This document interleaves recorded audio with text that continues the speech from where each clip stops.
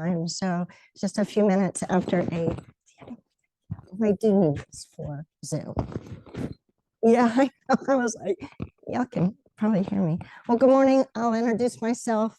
My name is Cheri Lindle, and I am from Oklahoma. I'm just gonna, this isn't working. No worries. Hey, good morning. How are you? Good. Yeah, all right. So I've been coming to ThyCa conferences since approximately 2000.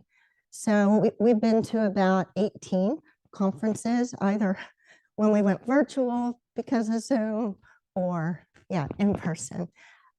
So the rare thing about that is I don't have a blood family member with thyroid cancer. My stepfather was diagnosed with anaplastic thyroid cancer in 1997. And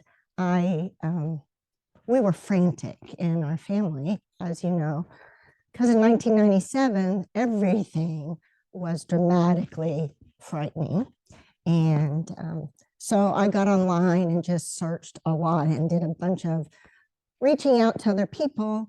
And consequently, my stepdad passed away 6 months after diagnosis, which was expected.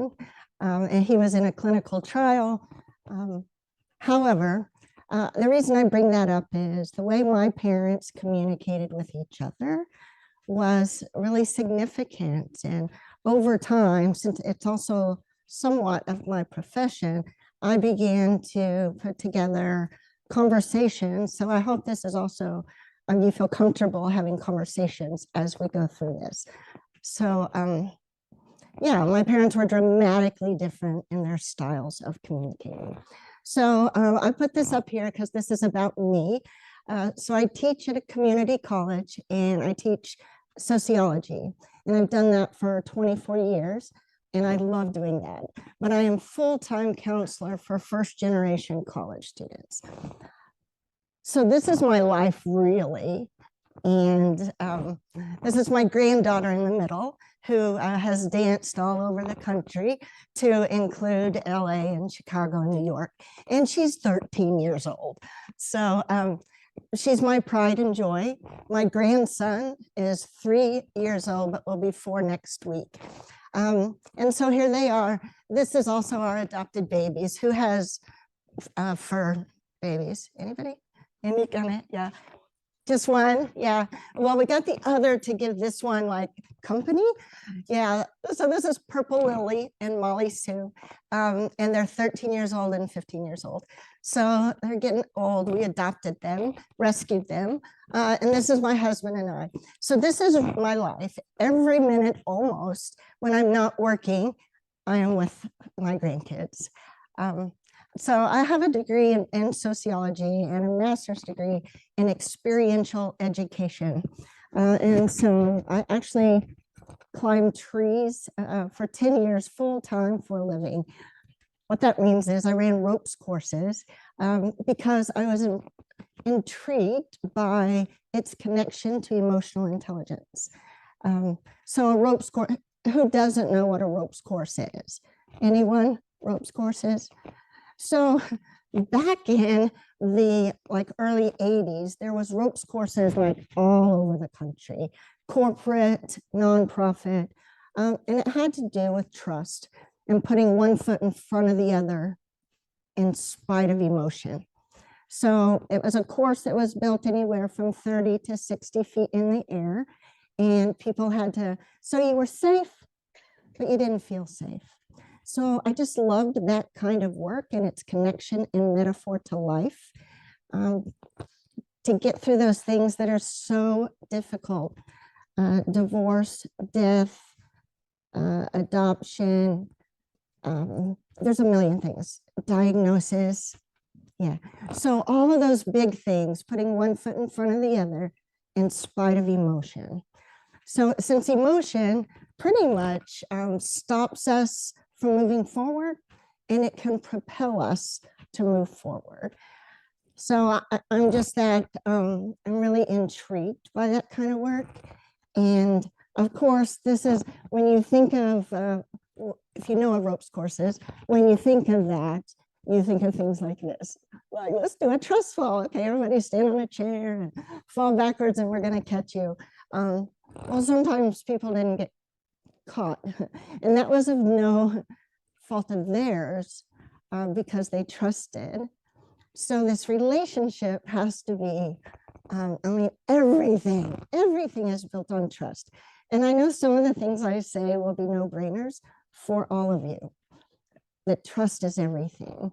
And the connection to how we grew up, you know, from here to here, that basically has impacted all of us because our backgrounds, our upbringing, I mean, that stuff has left imprints, right?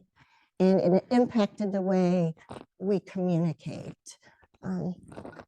So it's funny, I want to kind of give a disclaimer. When I put together slideshows, they're kind of all over the map.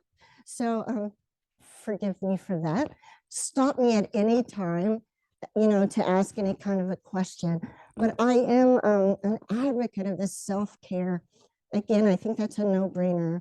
But for those of you who are caregivers, partners of, this walk is really hard and requires steps to take because we feel guilty if we're taking care of ourselves. I don't know that all of us do, but sometimes we feel guilty time when our partners or loved one is going through something like that. Who's familiar with Brene Brown? Yes, yes. So Brene Brown, I think her claim to fame is around vulnerability and how important it is to demonstrate being vulnerable. How many of you guys are like, being vulnerable? No, thank you. Not in front of others. Yeah. So it's hard to do, but it's also a practice. And also it certainly demonstrates courage to do, but it's also a strength that's huge. So if you're not familiar with Brene Brown, she has a lot of TED Talks, so a lot of YouTube videos. Expectation being the root of all heartache. Does anyone have a comment about how you understand that to be true for you? I love that saying that my serenity is inversely proportionate to my expectations. So when I expect you to be a certain way, my serenity goes down because there's times when you're not going to be that. So if I can let go of expectation of others, my serenity goes up. So that's been helpful for me to go into something, any kind of conflict, any kind of fear, anything with lower expectations of other people. So who's familiar with just that concept of emotional intelligence? Yes? Yeah, have you had some trainings on it or reading about it and stuff? Yes, I'm a registered nurse, so learn about that. Absolutely. And you said yes too? Yeah, so, you know, way back in the 80s when I was at Oklahoma State University, they had the first ropes course in the state. And that's where I got intrigued about emotional intelligence. And having the capacity to control our emotions is really a practice. We're not born with emotional intelligence. We just aren't born with that. So I'm going to do just a quick activity with us. So this is just kind of a background of emotional intelligence. Self-awareness. So none of this we're born with, right? So self-awareness, I'm going to ask you on a scale of 1 to 5. 1 to 5. 5 is, I am really good at this. And 1 is, I kind of suck at that. So self-awareness is your ability to be aware of your emotions when you're feeling them. You can name it. You can say what it is, like I'm hurt, I'm sad, I'm discouraged, I'm disappointed. So 1 is, sometimes I don't know what I'm feeling. And 5 is, yeah, I can name my emotions spot on. Throw out some numbers to me about where you are. good self-awareness, not good. Absolutely. All right. So we'll just do 2.5 because it's kind of in. So yes. Say it again. 1 to 5. So 5 is I'm really good at this. I know my feelings. I know what they are. And 1 is sometimes I have no clue what that feeling is. Yeah. 3, 2.5, 4, 4. Yeah. So let's move to the next one, self-management. So this one is about road rage, fight or flight, that stuff. So self-management is when your emotions are high, you can not react. Okay, so if someone cuts you off in this road rage thing, you don't like try to cut them off too or speed up. You're like, okay, it's all right, I'm not going to react. Self-management is when someone's talking about your mama, you don't like rise to that and talk about theirs too. So managing your emotions, 5 is, I'm really good at that. When my emotions are high, I don't act on it. I don't hit send on that email I just pounded out. I sleep on it. So that would be a 5. 1 is, oh, I hit send. And then often I regret it. So, and that's another, it depends, right? So self-management. So in general, what would you say is your competency on managing your emotions? 1, I kind of suck. Someone cuts me off. So a 3, okay. 3, okay. Someone cuts you off. What do you do? Someone flips you off. What do you do? So self-management is really kind of the big one too, especially in relationships. So social awareness is your ability to see emotion in others, to acknowledge and notice when someone's feeling sad or disappointed or hurt. What would you say in general? A 2. That your social awareness is. You can see emotion in others. Or how many of you know someone who, when emotion is happening, you don't have a clue? If they slam the door walking out of the room, you're like, oh, I bet they didn't do that. Or when they're crying and the person across from you like never notices. How many of you know someone like that? So social awareness is a competency and a practice to be aware, but you notice that there's something happening. So all of this is just a practice, you know, an awareness of it. And then relationship management, very similar to self-management. Relationship management is when someone else's emotion is high. You know it's not about you, so you stay down here. 1 in that scale would be when their emotions are high and they're yelling or screaming, you meet them where they are, and you might get defensive. You might talk back at them. There's nothing productive that's going to happen. So how many of you are pretty good at relationship management? Now talk about that. Right. So when their emotions are here, you scoot up here with them. Okay. Okay. All right. And yeah. What'd you say? A 2? Yeah. So anyone else want to offer an experience? It depends on having that relationship with. So my friend might be different than mine. Right. So when someone's close to you and their emotions are high, are you like scooting up to meet them where they are? And then it just, oh, that's so wise. It's easier to be thick-skinned around people you don't know. Yeah. Or care about. Absolutely. I totally agree with that. So how many of you have had someone say, when you said, you know what, you didn't have to say it that way. And they say, it's just the way I am. Or they say, when you say, you know, you didn't have to act like that.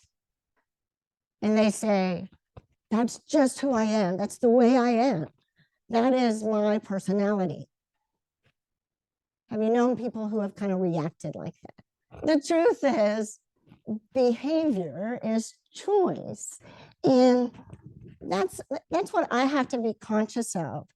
My behavior is a choice. I would rather say I can't control it or I'm powerless over that than, so back to that hitting send on an email I pounded out.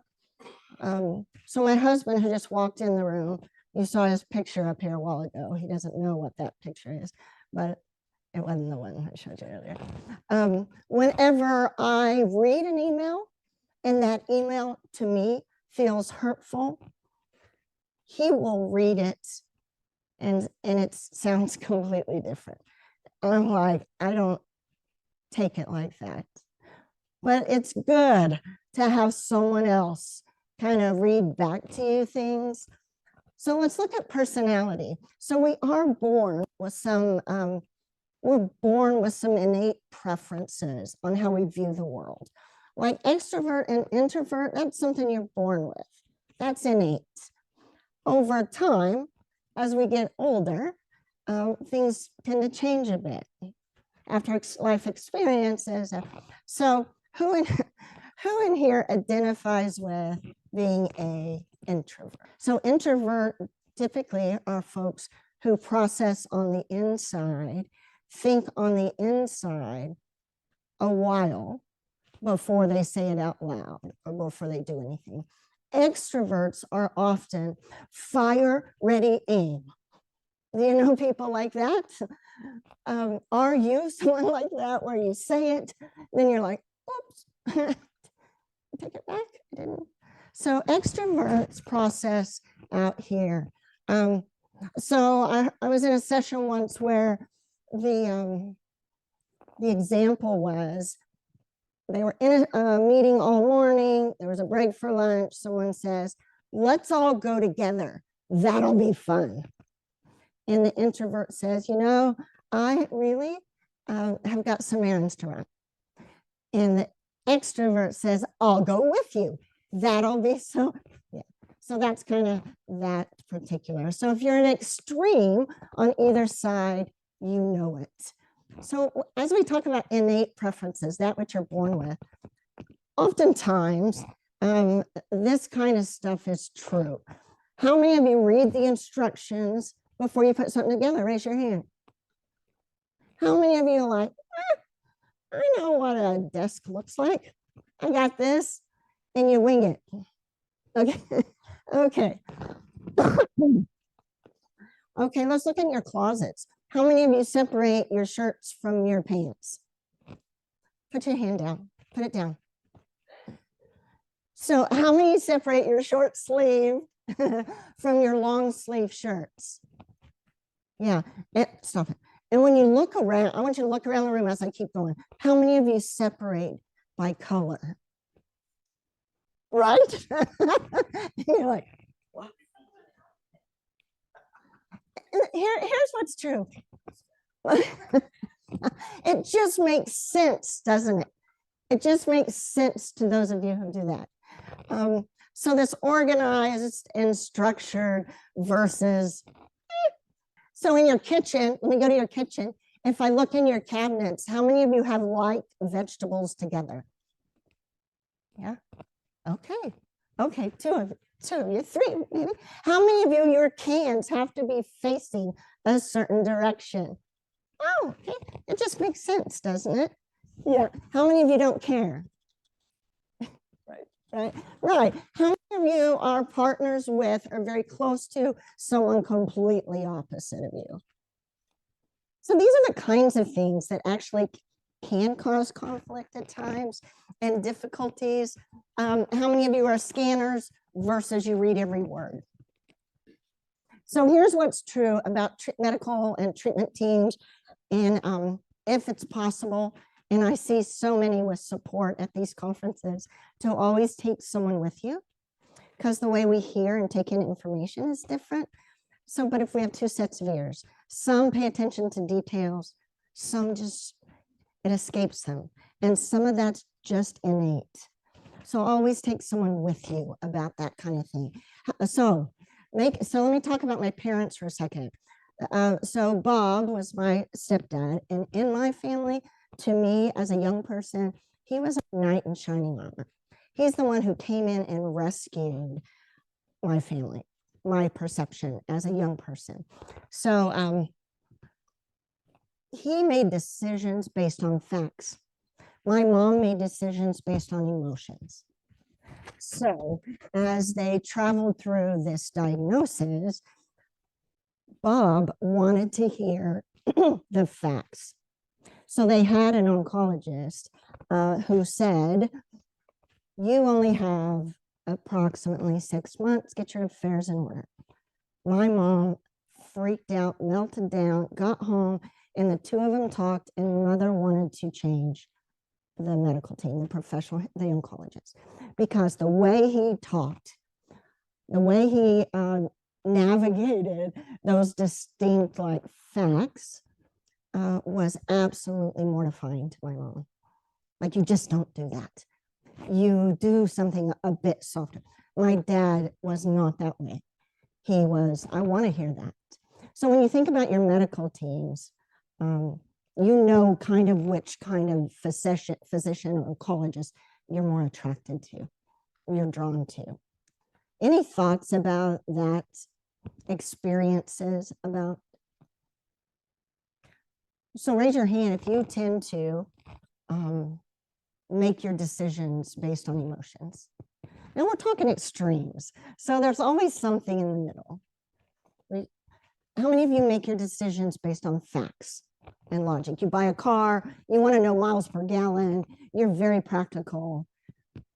People who make decisions on emotions, they buy a car, they want what's cool, they have a certain color in mind, they are attracted to what others have. And yeah, so raise your hand if big decisions in your life are typically by emotion.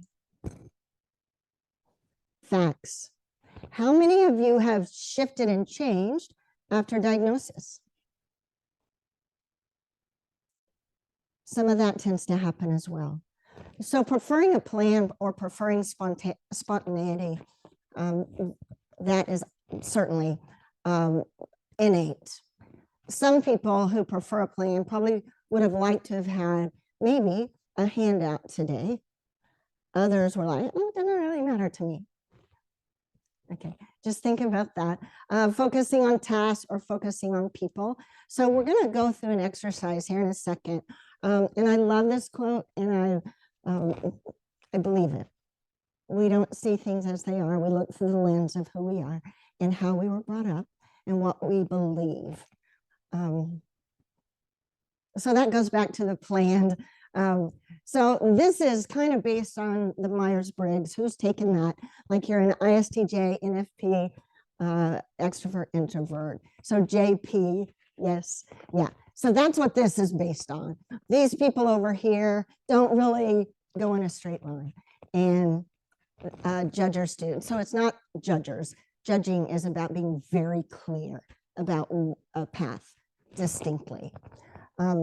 So Bob was introverted. My mom was extroverted. Bob preferred the details, all of them. He was not a scanner at all. My mom, that was true for her. Bob made decisions from his head. My mom made decisions from her heart. In the closet realm, Bob just threw things in the closet. My mom was annoyed all the time. If you open up his dresser drawers, nothing made sense. But you open up my mom. So this is just kind of the differences of that. And so some of that comes into play in communication. Who has taken a behavioral style instrument called the DISC? Okay, a couple of you. So let's look at this. If you're willing to, come to the front of the room. If in your life you are active, fast-paced, people see you that way, you make decisions quickly. So so we don't have to do that. So I'm really conscious of, moving around in this room. So think about this, because we're going back to looking at kind of realms of who we are. So the front of the room is active and fast paced, okay? Bottom is you're calm. You tend to be more calm, methodical, thoughtful, really slow paced at making decisions. So raise your hand if in your life you are active, fast paced. People would say that about you. Okay. So are you all like discerning what you? So what is your conversation about that? And often how others see you is typically a lot of truth to that, because they watch behaviors, right? So how many of you then think you are more calm, laid back, easygoing, and others would say that about you? Yeah. So think of where you would stand in, up here or down here. So let's go to this one. How many of you tend to be more logic focused, making decisions by head? You're very skeptical, so you question. Everything's objective. Over here, you're more about the people person. You're over here. Yeah. Yeah, you are. So that is, exactly where this is going. So do you think others would say about you, you're more people focused or you're more logic focused? What would they say? So there's a whole family system in the back of the room. So Wendy, what would you say here? Logic. And your logic as well. Yeah. People. Both logic. Okay. Are you guys married? Yeah. Okay. And back here, are you all the same or daughters? Okay. She said, I don't know what she is. What? Right. So let's hear. So this says, if you're this, which is active, fast paced, and you're this, which is that logic focus, then the suggestion is that you're very congruent and straightforward in your walk in life. And people see you as a D, which is on the disc, very direct. Not necessarily dominant. So of course there are, layers. It's not that's all you are. You're all of this that we're going to look at, but also be thinking about what your loved ones are as well. So does that hold true for anyone in this room? This is like, oh, that defines me. And that's you at the post office. I'm thankful for your changes. There'd be more fights in our relationship. So if you're this and you're this, which is the people focus, so you're fast paced and you're people focused, the suggestion is that you are open. You demonstrate disclosure and receptivity. What that means is you tell people stuff. And it really builds trust with you if they tell you stuff about themselves. So it's that kind of receptivity, a real, that word is like on my tongue. How many of you see yourself as very open and others would see you that way? And so if you're laid back, methodical and calm and you're logical, here's the suggestion. You want the details correct. You cross T's and you dot I's. That's just who you are. That is your preference. Remember, this is a circumference, meaning you could be anywhere around here. So if you're methodical and calm and you're people focused, this is that suggestion. You demonstrate care and respect, and it builds trust with you when others do the same. So here's what's true about this whole thing, right? This is a behavioral style. And if you're an extreme, you know it on any of these levels.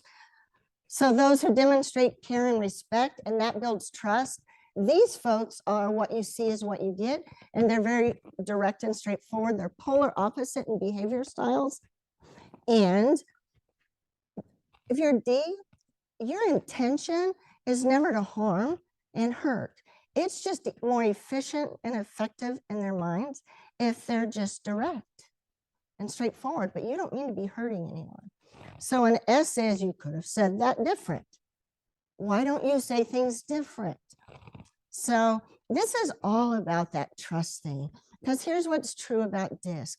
Once we know stuff, we have to get good at all of those styles, because the people around us are not like us often. So here's that. This is just a little more based on theory for DISC. D's and I's, when it says high need for control, a D and I want to control their lives. So if someone says, hey, where do you want to go to lunch? A D, possibly an I, would say, I want to go to Chick-fil-A. Let's do that. An S or a C kind of have a low need for that control. They're like, okay, we'll go there. Or if I'm asked, I'd say, I don't care, where would you like to go? So they really have that low need for control. So I's and S's have that high need for affiliation, high need for people interaction. D's and C's typically don't necessarily need that. So that's what that theory is about. Okay, well, there we go. All right, it's a little more. So this quote, what we focus on the longest gets the strongest, is true, and it's true for me. I can ruminate on something and it gets worse. I can tell a story in my head repetitively and it gets worse. And you might have heard the phrase repetition is the mother learning. So once I start telling that story that might be negative over and over and over, it actually kind of digs a rut in my brain. So, you know, that a lot of that is about actually forming these constructs of behavior. Once I kind of dig that rut in my brain, because I've repeated it over and over and over, it is just true. And it becomes more true for me the more I say it. So self-care, here's what I believe, and I've heard over time, it requires 5 areas. One is the physical. How many of you say you're really good self-care at your physical health? Physical balance, like I pay attention to nutrition, sleep, just all of that. Yeah, so that's critically important. Social, a balance there is introverts and extroverts require things different. So having balance there. Intellectual, it's different for different types, of course, but it's about stimulation and learning. Some people require less or more. If you require that constant kind of learning, that's part of who you are. There's a balance that has to be hit. Emotional balance, taking care of yourself and being conscious of emotional intelligence.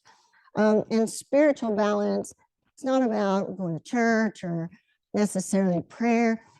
It's about paying some attention to that that's important to you. That from the inside out when it comes to your spirituality. And family, having balance. So that's 5 areas. I've been told if I'm not balanced in one of those areas, it's like that mobile that hangs over a crib in a baby's bed. You take one off and it hangs crooked. So when I started to believe that, I can do checks on myself about that balance. How many of you are familiar here with the 4 agreements? That's a book, the 4 agreements. So I love this because I do believe this makes a lot of difference in relationships. So the first one about being impeccable with your word, say only what you mean, avoid using the word to speak yourself or to gossip about others. So being impeccable, use the power of your word in the direction of truth. Don't take anything personally. How many of you, when someone is talking about something or someone posts something on the internet and it's someone you love and know, and you're like, that was about me. So don't take things personally, but that's a practice, right? We have to say that maybe a part of you that's strong that says, that was about me, I know it. That's why I tell people, to tell others, tell your partner what you make up, because we're making things up about others all the time. I make up things about what you say, but if I tell you what I make up, like this is what I'm making up, if you say this, this is what I think you're doing or thinking or feeling, they may say you are spot on. That's exactly right. Or they may say you're so far from the truth. Here's what's real. So it's important to tell each other what you make up. Don't make assumptions. How many of you do that? So we do that, right? We make assumptions. So find the courage to ask questions and express what you really want. And then just simply always do your best. I've moderated this anaplastic thyroid cancer email support group for dozens of years now. I have watched so many relationships, so much loss, so much pain. My go-to statement was, we are all doing the best we can with the light we have to see by at the time. How many of you are really good at beating yourself up? I should have said this. I should have done that. I shouldn't have done that.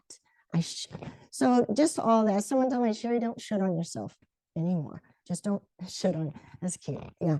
So I'll just do your best and try and avoid that self-judgment. Our beliefs are the blueprint of who we are.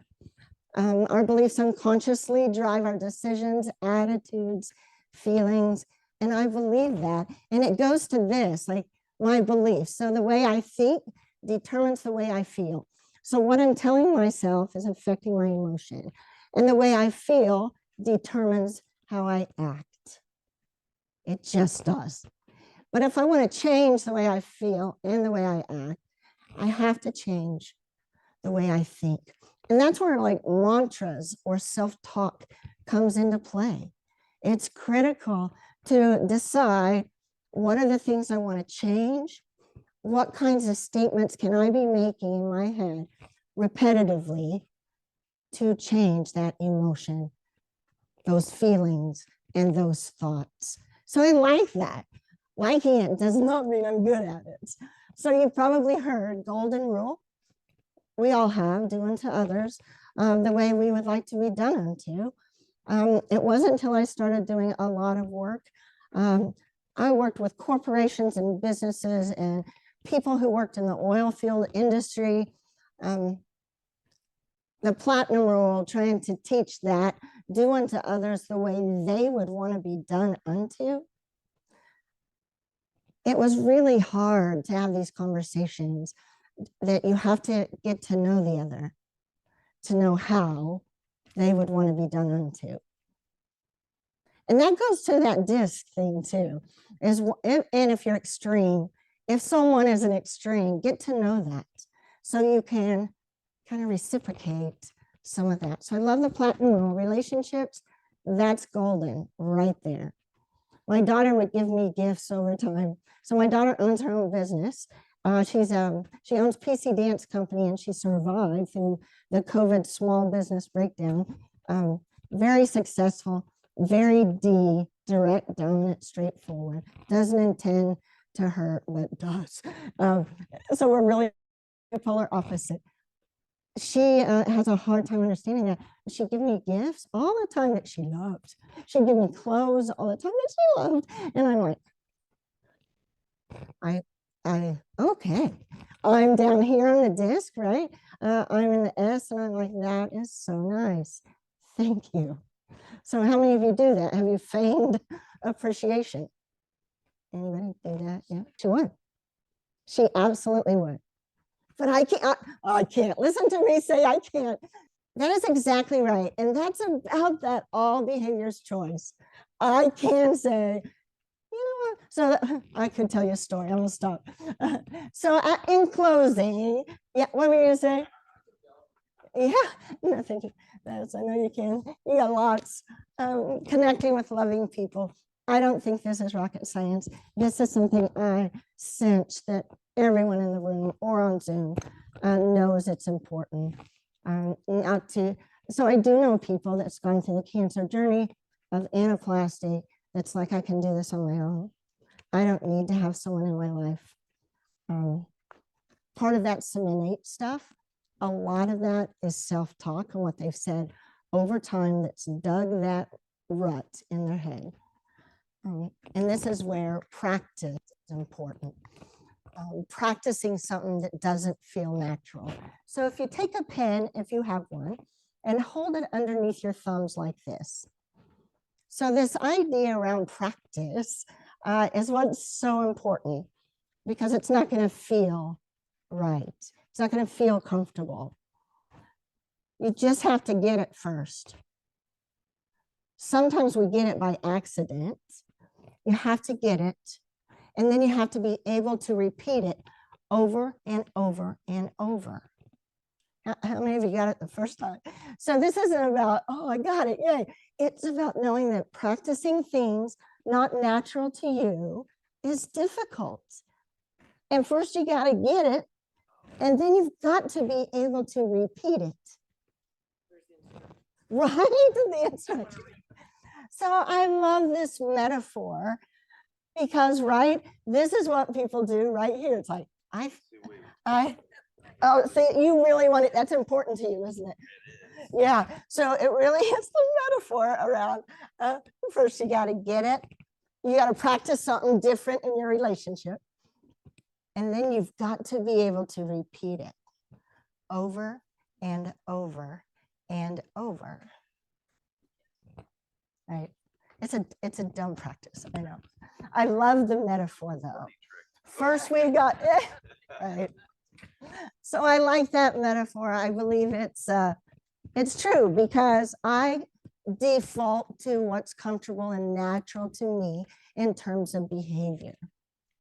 But if I want something to change, there's that whole saying, I've got to change the way I think. Yeah, can you tap that? Are you able to tap that link? You can have this. So this link is just a practice of deep breathing. Yeah, so there you go. If you're like, I don't really do that a lot, this is kind of monitoring the amount of time you breathe in and you breathe out. Okay, so again, you can have this and in your powerful, I mean, when you open it, you can practice that. You could save just that one slide so you can start practicing your breathing. Because I do think breathing calms us down. It's an intention anyway, right? So, all right, we can go to the next slide. We can move this out. For those of you on Zoom, please make note if you want a copy of the PowerPoint.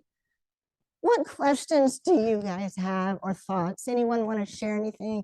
Q&A on Zoom. So is there anything you would like to share? Yes, sir. Yeah, about the, kind of that digging the ruts kind of thing, that neuro-linguistic, how we program ourselves with our talk. Yeah, it literally goes back to practice. You have to practice something different because you've already created some ruts in your head, right? So have you been to my sessions before? I haven't. Okay, because you look familiar and I wondered. Yeah, any other thoughts, questions, stories that you would like to share about your communications with your loved ones? There's your, that's good. Yeah, no, you do. Oh, the I do. Zoom can't hear you. Oh, I have a knuckle that was rebuilt. I used to have some problems, but I wasn't kidding. When you get older, you realize you can't do that anymore. And you start changing the way you look at life and the way you look at other people. Truth. Yeah. And I have also found out that if I put a smile on my face, even if I'm feeling really bad, you cannot have a negative thought with a smile on your face. And you may have to force that smile, but it's hard to have a negative thought with it there. Yes, truth. Fake it till you make it. Absolutely. And expectations, keeping an eye on that. My serenity is inversely proportionate. to what I'm expecting in someone else. Yes. How can we help our loved ones speak up more about their needs, especially when they're going through treatment or need a little extra help? Right. Yeah. So since we're so powerless over other people, this is me, and I'm not completely, knowledgeable about all of this. I would say just keep being loving, supportive, and kind. That, because we can't make someone, you probably obviously know they want you to speak up more about your needs, right? So you can express your truth in a way your mom prefers to hear it, or it's possible for her to hear it, and let go, allow, and just keep loving and supporting. And just saying what you said is, it goes in.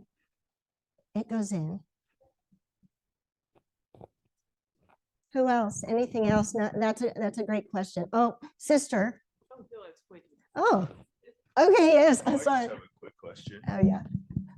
If so, we were just saying like fake it till you make it, which It's okay. maybe that's maybe we should take that mindset in certain instances. But in the case of, and I'm not speaking to your reality, I'm just trying to relate here. In that case, where we have a loved one who's suffering, is there, how do we navigate through that? Because obviously we don't want our loved one just faking it and telling us everything is good when they have a need that they're not expressing to us. Right. And so how do we find that balance of, between compassion and I don't know, there's probably a lot of things in this ball of wax that Yeah. I'm talking about, and maybe you know more about it than I do as the expert. So, I don't claim to be that expert, but I would say speak that whole 4 agreements, speaking your truth, faking it till you make it. People don't do that unless they want to change something. So of course we don't want our loved ones, our partners to be faking something to please you. We don't want that, right? So did you have a response? No. So, when I think of fake it till you make it, I think of when I need to change something about me. That means I have to take a different action and repeat it in order to really feel it. So I use alcoholism as an example. Fake it till you make it. So don't pick up the bottle, even though you want to. And fake it, meaning you don't want to do this action. You want to act as if this action is going to change your feelings, because your feelings is what's causing you to want to pick up. That's with alcoholism. So it really is about our emotions a lot. And all this stuff is about us. It's looking in the mirror and practicing those 4 agreements. And I think I butchered your question and not sure I answered it at all. I don't know. It was a politician answer. No, I'm just joking. Thank you. It's Sorry. fine. Yes, No, it's sir. totally fine. How you feel at all times. The trust may come then to where they will actually tell you how they feel instead of telling you what they think you want to hear or what they need you to hear so that you feel better. So I have no idea, but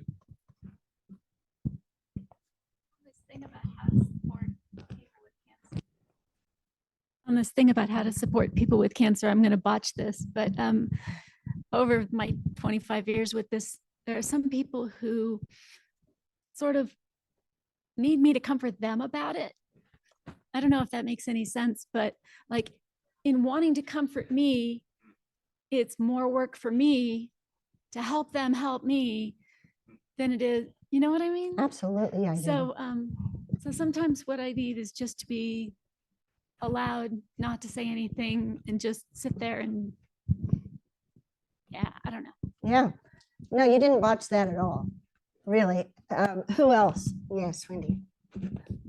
Maybe to answer your question back, the daughters back there. My husband would often tell me he was fine. And I could clearly see he wasn't fine. So I would use I statements, and you can Google the Yes. right way to do that and say, I see you looking perhaps what I feel is in pain. And if you tell me you're not in pain, but I think otherwise, I feel like I'm not doing my job. I'm unable to support you. So keeping it about yourself is all you can really control, I feel. And if they choose to say I'm fine, then that's what they want to share with me. So just take it what you can do. It's all about trust, isn't it? And allowing. So we need to close. Our next speaker has stepped in, and I would love to stay connected with you all. Don't hesitate to reach out to me. You guys were great. Thank you so much for being in my session. This is my last ThyCa, but you never really know, right? I wasn't going to come to this one, but okay. Thank you so much, you all.